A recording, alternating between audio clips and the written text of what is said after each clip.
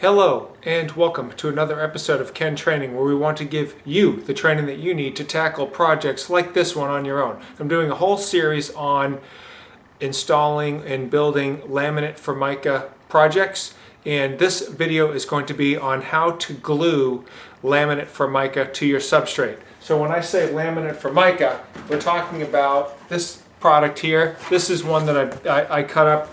I had to remove this piece here because the bit that I used chafed into, and you can see right there, this is the final product that I built. This is a Waterfall table completely made out of laminate that I built. You can check out my channel to see this. This piece here went right here. Actually, let me show you real close so you can see how I did this. So this one here actually was there like that. Let me just give you a zoom in on that so you can see that 100%. So what you can see, this is how it was, and when I put this edge piece on right here and routed it out, this is the result. So I had to actually pull that off and then redo that piece right there. But I'm going to show you on exactly how I glue down for the Formica laminate and get it to stick really well. I'll leave a link on my description on this video so you can see me ripping this thing off and how well it was attached. On my project I did it out of MDF, medium density fiberboard, which is this product right here.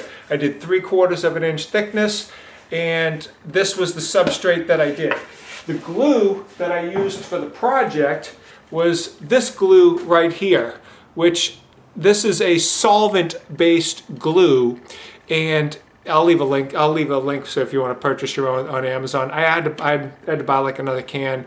This is just a quart. They're like 20 bucks a can on Amazon. So with this glue right here, there is a warning on the back that they want you to shut off the gas to the entire house because this has a potential explosion hazard. So when I did my gluing, I did it. I'm doing my project work here in the garage because I'm not a professional laminate person. I'm just a DIYer, so I don't have a whole shop with special exhaust fans and everything to work. So I'm just doing this at home as a DIYer. So I just went out in my driveway to do my gluing and so forth to adhere the project to. And I'm gonna show you plenty of segments on how to do the gluing. But the bottom line is this. When I was working with brand new unpainted and unsealed substrate such as MDF, I would lay down one coat of the glue, then I would wait approximately 15 minutes to the point that when you touch it, it was tacky but no residue was left on your finger. That's about the perfect time. Then I would put a second coat on the wood substrate, and then I would put one coat. This is the glue. This is one that I ripped up. So this was glued and then removed from the project because of that router bit job there. So you can see the dried glue and the coverage that I have on this particular piece. It's like 100% coverage. Okay. Let me say it was glued down, and it was glued down tough. As a matter of fact, I'll even leave a link in this video segment so you don't have to click to a different, not a link, I'll leave a segment of me tearing this thing up so you can see how well it was attached in this video that you're watching right now, so stay tuned. So, the way I do my work is like this. I just have this leftover soup container that I got from the local grocery store. All right, because I don't want to keep using new rollers and brushes, what I have is I've got a small roller, and I just keep a brush. Hang on. I just keep a brush in here, and because they're always in the glue, they're always saturated and wet. So I just have to take off some of the glue, and then I can take the roller and I can roll out my project. So this is kind of how I do it. And then when I'm done working with when I'm done gluing, I just make sure that everything is in the container and it's always constantly got a bunch of glue on it so it doesn't dry out. And then what I can do is I can just pour some more of the contact cement in there when I'm starting to get low, and it's getting low and it could potentially dry out, and then I keep it covered. So working with this small container as a DIYer, and I don't have to, and I can just continually use the same roller and the same brush is pretty efficient. You just have to have a small plastic container with a lid. Okay, here's piece B, and it is looking real good for this piece to fit in. So we're going to go ahead and start getting these ready to glue down.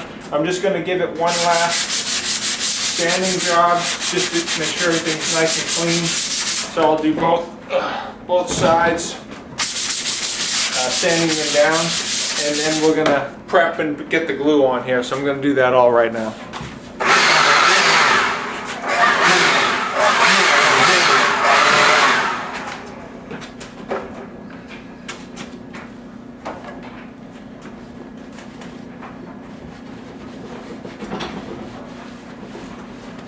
Alright, we're going to put our glue down right now, and I'm going to do 2 coats. So what I'm going to do is I'm going to put the glue on right now, and then I'm going to wait about 30 minutes, and then I'm going to give this a second coat, and then give the Formica Laminate 1 coat.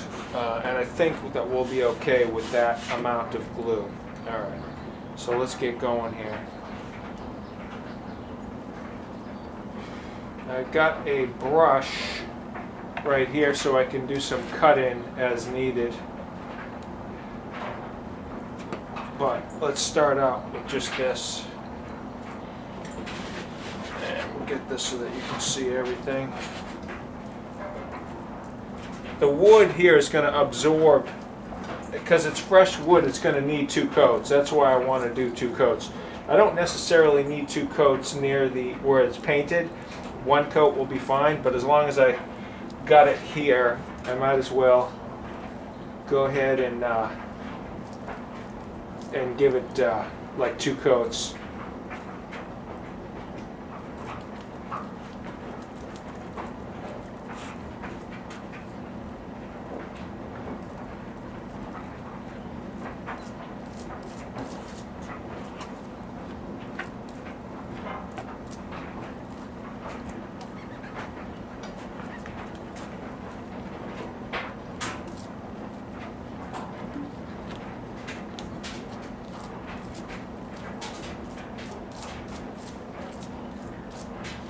Alright, that's one side.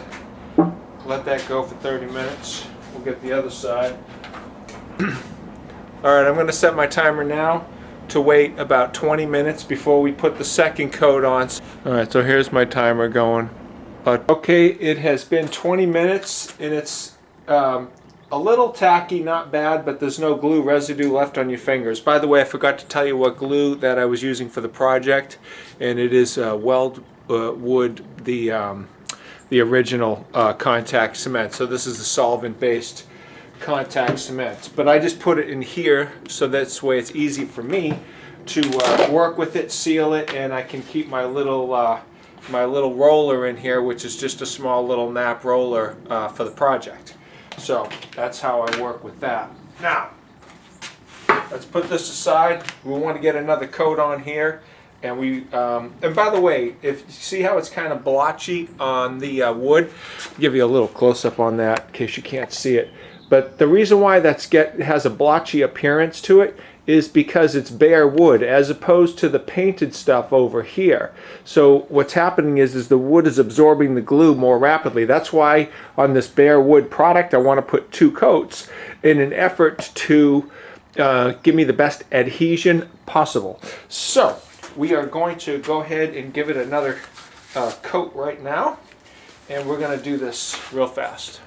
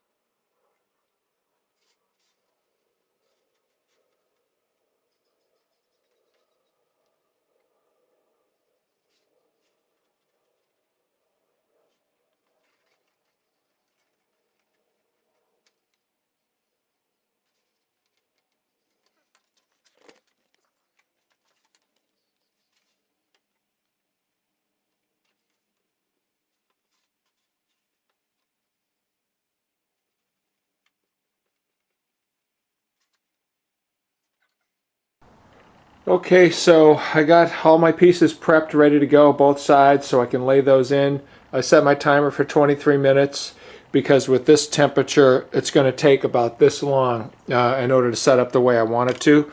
So that's the project, and we'll come back to you in about 25 minutes. Okay, it's been about 25 minutes. We want to, right now, the piece is just maybe a little tacky. There's no glue residue that is coming on my hand. So we're fine to start putting these two pieces together and to bond the two pieces together. So I'm just going to put some stuff out of my way here.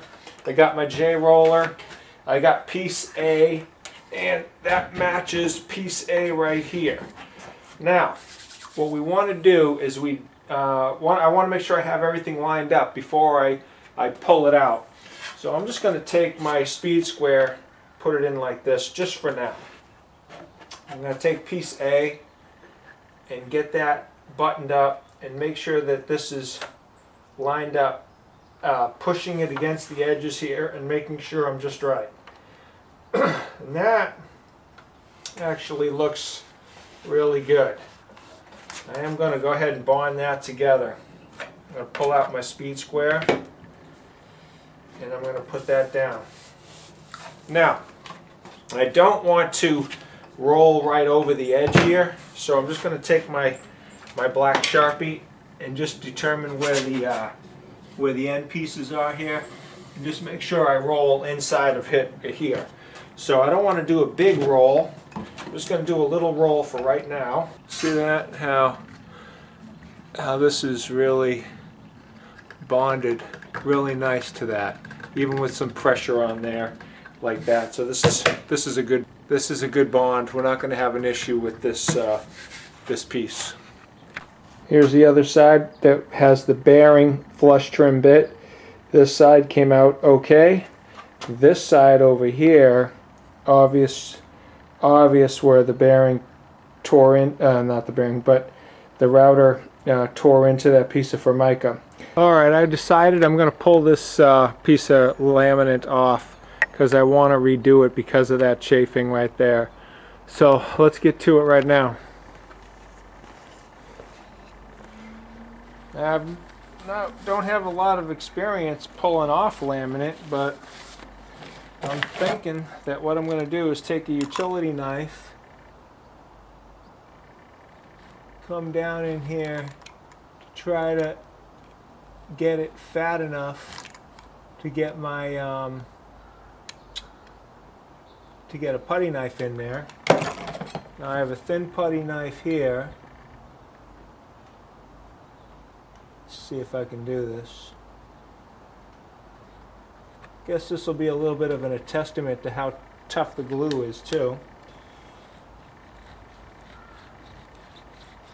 Alright, I'm making some headway. Certainly not friendly.